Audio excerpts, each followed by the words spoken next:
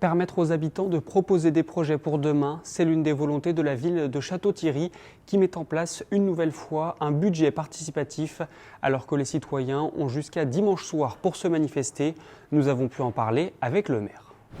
Sébastien Eugène, bonjour, merci de nous accorder un petit peu de temps. Est-ce que vous pourriez tout d'abord nous expliquer en quoi consiste concrètement le budget participatif de Château-Thierry ? Alors, le budget participatif de Château-Thierry, c'est une enveloppe de 40 000 euros qui est mise à disposition des habitants. C'est eux qui proposent des projets et ensuite, c'est eux également qui vont voter pour déterminer quels projets seront finalement retenus et installés. Est-ce qu'il y a des conditions à respecter pour pouvoir prétendre à ce budget participatif en termes d'âge, en termes de propositions ? Alors, c'est uniquement ouvert aux habitants de Château-Thierry, aux contribuables. Mais ce qu'on a voulu, c'est ne pas limiter l'âge à 18 ans, comme c'est généralement le cas dans nos droits civiques, et d'ouvrir également aux adolescents. Et donc, on peut voter à partir de 14 ans pour ce budget participatif. La seule condition, c'est d'être résident à Château-Thierry. Sur le type de projet que l'on peut proposer, est-ce qu'on peut tout proposer, entre guillemets ? Est-ce qu'il y a une certaine limite ? Dites-nous en plus. Alors, évidemment, il ne faut pas que les montants des projets soient trop élevés, puisque la limite de l'enveloppe est de 40 000 euros. Et puis, il faut également que le projet soit cohérent avec les objectifs de développement durable. On ne souhaite pas que ce budget participatif puisse avoir des effets négatifs sur l'environnement. Et si c'est un effet positif, c'est encore d'autant mieux. Et puis, on va être également vigilant à ce que ça ne fasse pas doublon avec des projets de la municipalité que nous-mêmes nous avons budgétés dans le budget voté par le conseil municipal. Le but, c'est pas d'utiliser cette enveloppe de manière détournée pour financer des opérations qui sont voulues par la municipalité. Donc, on souhaite vraiment que ça reste une enveloppe spécifique, dédiée au choix de nos concitoyens de façon directe. Une fois que ce projet il est présenté, ensuite, quel est le déroulement de la procédure ? Alors, jusqu'au 20 mars, les Castels théodoriciens peuvent proposer des projets. Ensuite, on va avoir à peu près 3 semaines pour que les services techniques puissent vérifier la faisabilité du projet d'un point de vue technique, puis également d'un point de vue financier, car on se rend compte que souvent les projets sont sous-estimés dans le coût estimatif. Et donc ensuite, on réévalue le projet, on vérifie la faisabilité technique.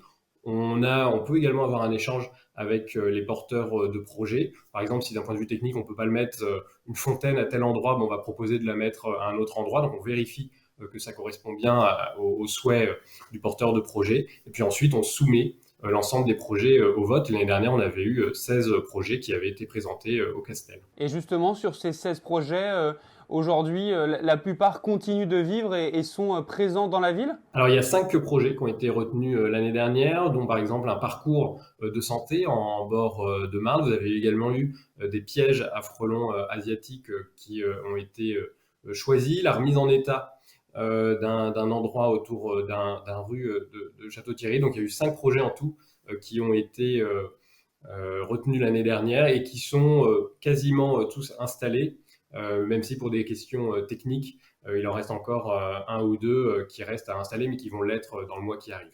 Aujourd'hui, est-ce que vous pourriez nous dire combien de projets vous avez déjà reçus ? Alors aujourd'hui, justement, on a reçu que 8 projets, donc c'est moins que l'année dernière, et donc on a espoir que les projets puissent se multiplier d'ici le 20 mars.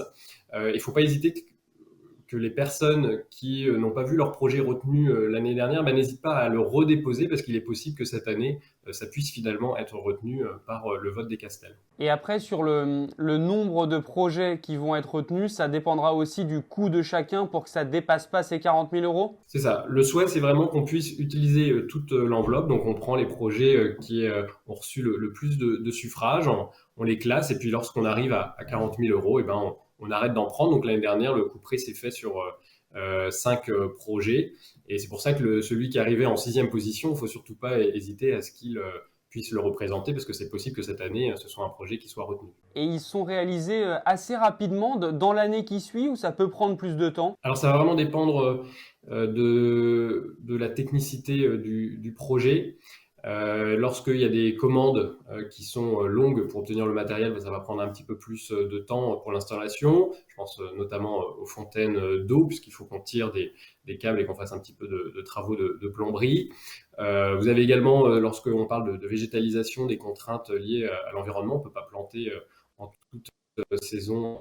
Et effectivement, ça peut prendre un petit peu de temps, mais le but, c'est vraiment qu'en une année, l'ensemble des projets soient réalisés. Et on a vu l'année dernière qu'on a pris un petit peu de temps d'ailleurs à les installer. Là, il y a eu une commande très forte de l'équipe municipale pour accélérer les délais pour que les Castels puissent le plus rapidement possible voir les projets émerger qu'ils ont eux-mêmes choisis. Ce budget participatif, c'était une volonté de votre part? C'est quelque chose qui vous tient à cœur personnellement? Oui, c'est un outil qui est vraiment précieux. On avait pris cet engagement lors de la campagne de 2020. C'est un outil, c'est pas le seul en termes de démocratie participative. L'avantage, c'est que ça permet de façon très concrète de pouvoir proposer et sélectionner des projets que la municipalité aurait pu ne pas prendre sinon en considération, tout simplement parce que souvent ce sont des petits projets du quotidien et c'est vrai qu'on a souvent une vision plus macroéconomique lorsqu'on dirige une commune. Et donc, il y avait ce souhait de pouvoir adosser ce budget participatif qui vient en complément de ce qui peut être réalisé aujourd'hui à Château-Thierry avec des réunions de lieux de vie 2 fois par an dans 9 lieux de vie différents où les élus et services rencontrent les habitants avec des réunions de concertation sur les projets majeurs de la ville, un conseil municipal jeune qu'on a installé il y a 6 mois, et puis un conseil consultatif des aînés qui existait déjà. Il ne faudrait pas voir le budget participatif comme l'alpha et l'oméga de la démocratie participative. C'est un outil supplémentaire que l'on met à disposition pour que les habitants puissent directement participer à la vie de notre cité. Et pour les personnes intéressées, elles ont donc jusqu'au 20 mars. Merci beaucoup, monsieur le maire.